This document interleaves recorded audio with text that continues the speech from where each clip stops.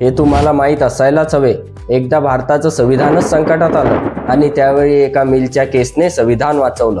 1970चं दशक आणीबाणीचा काळ, सरकारकडे अफाट सत्ता होती। त्या काळात काही दुरुस्त्या करण्यात आल्या ज्यांनी संसदेला जवळजवळ अमर्याद अधिकार दिले। म्हणजे संसदेला हवं ते बदल करण्याची मुभा अगदी फंडामेंटल राईट्स, मूलभूत अधिकारावरही। आणि तिथेच रंगमंचावर आली मिनर्वा मिल्स ही खाजगी मिल। सरकारने ती राष्ट्रीयकरणाच्या नावाखाली ताब्यात घेतली आणि कंपनीने म्हटलं, हे तर आमच्या संविधानातील हक्काचं उल्लंघन आहे। केस सुप्रीम कोर्टात पोहोचली आणि 1980 मध्ये सुप्रीम कोर्टाने ठरवलं, हो, संसद दुरुस्ती करू शकते पण संविधानाच्या मूलभूत रचनेला, बेसिक स्ट्रक्चरला हात लावू शकत नाही।